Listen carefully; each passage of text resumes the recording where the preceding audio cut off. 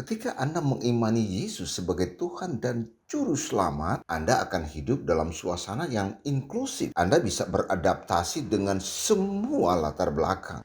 Ketika kita beragama, betapa susah karena kita hidup dalam suasana yang eksklusif dengan keyakinan kita.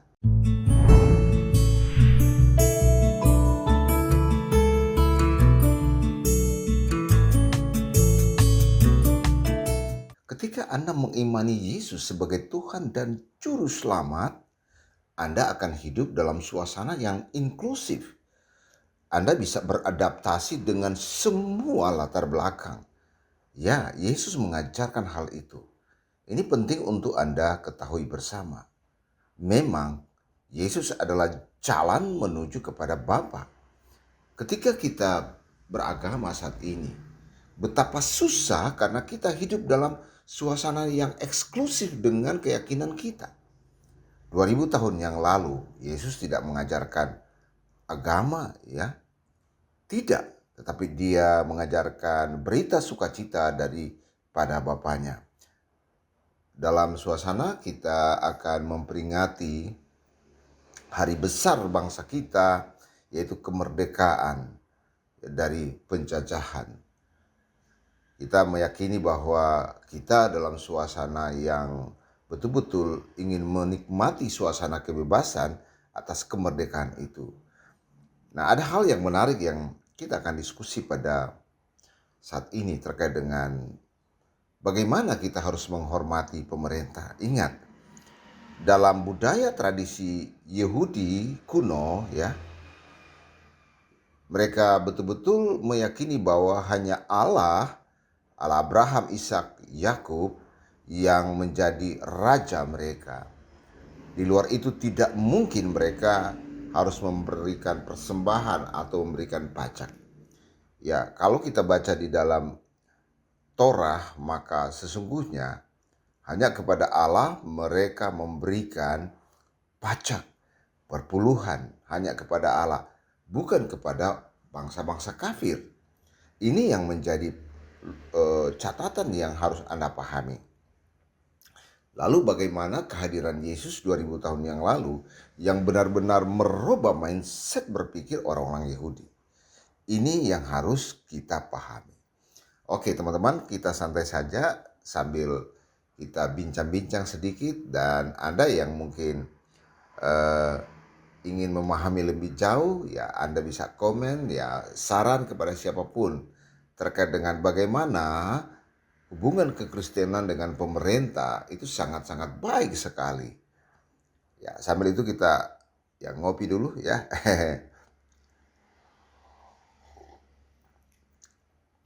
Oke. Ada satu pembacaan yang sungguh luar biasa. Ya, kita akan baca dari Injil Matius.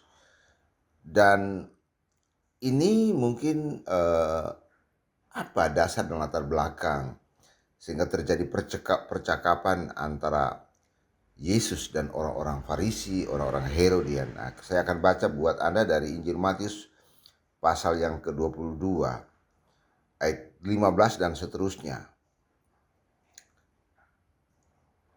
Dengan perikop tentang membayar pajak kepada Kaisar. Kemudian pergilah orang-orang Farisi, mereka berunding bagaimana mereka dapat menjerat Yesus dengan suatu pertanyaan. Mereka menyuruh murid-murid mereka bersama-sama orang-orang Herodian bertanya kepadanya, "Guru, kami tahu engkau adalah seorang yang jujur dengan jujur mengajar jalan Allah, dan engkau tidak takut kepada siapapun juga, sebab engkau tidak mencari muka. Katakanlah kepada kami, pendapatmu apakah diperbolehkan membayar pajak kepada Kaisar atau tidak?" Tapi Yesus mengetahui kejahatan hati mereka itu lalu berkata, "Mengapa kamu mencobai aku, hai orang-orang munafik? Tunjukkanlah kepadaku mata uang untuk pajak itu." Mereka membawa suatu dinar kepadanya. Maka ia bertanya kepada mereka, "Gambar dan tulisan siapakah ini?" Jawab mereka, "Gambar dan tulisan Kaisar." Lalu kata Yesus kepada mereka, Berikanlah kepada kaisar apa yang wajib kamu berikan kepada kaisar, dan kepada Allah apa yang wajib kamu berikan kepada Allah. Mendengar itu, heranlah mereka dan meninggalkan Yesus lalu pergi. Yesus betul-betul mengajarkan suatu konsep bagaimana untuk membangun sinergitas antara Allah dan pemerintah. Ya, dalam tradisi-tradisi Israel kuno bahwa hanya Allah sebagai raja. Ya, ketika mereka meminta raja, Allah masih menuntun raja itu dalam sesuatu yang menuju Israel yang lebih baik. Tetapi Israel, ya bangsa yang besar itu, sering memberontak kepada Allah. Tetapi 2000 tahun yang lalu, Allah datang ke dalam dunia. Yang raja itu sendiri datang ke dalam dunia, menjadi sama dengan manusia. Dan dia benar-benar menyampaikan hal-hal yang tidak masuk akal menurut orang-orang Yahudi. Nah, kita akan memahami sebenarnya apa ya dasar latar belakang orang-orang Yahudi itu tidak mau memberikan pajak. Ya. Dan mereka mengatakan bahwa sebenarnya kalau memberikan pajak kepada kaisar, ingat pada zaman Romawi, pada 2000 tahun yang lalu, pada abad-abad pertama, Israel dijajah oleh Romawi. Mereka menganggap bahwa membayar pajak kepada kaisar itu adalah dosa. Ya, ini tradisi-tradisi Israel kuno ya. Mungkin Anda sudah mendengar atau mungkin belum mendengar, saya akan sampaikan beberapa catatan buat Anda. Ya, bagi beberapa orang Yahudi pada abad pertama, membayar pajak kepada kaisar Romawi bisa dianggap sebagai masalah karena beberapa alasan. Ya, pertama, kedaulatan Tuhan. Beberapa orang Yahudi percaya bahwa hanya Tuhan yang berdaulat atas Israel. Sehingga membayar pajak kepada kaisar bisa dilihat sebagai pengakuan kedaulatan kaisar atas Israel. Ya, ini penting. Ya, pada waktu itu ya seperti itu pemikiran beberapa orang ya Yahudi orang Israel kuno ya. Kedua, penjajahan Romawi. Pembayaran pajak kepada kaisar Romawi dilihat sebagai tanda tunduk pada penjajah yang bisa memicu perlawanan di kalangan orang Yahudi yang menginginkan kemerdekaan Israel pada waktu itu. Kemudian yang ketiga adalah sentimen anti-Romawi. Ada kelompok-kelompok seperti Selot yang sangat menentang pemerintahan Romawi dan juga pembayaran pajak kepada mereka. Jadi seperti itu. Nah, hal-hal ini sebenarnya membuat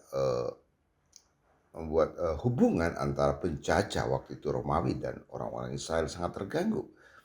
Sebab ada teolog mungkin pada waktu itu yang menekankan bahwa tidak bisa untuk membayar pajak.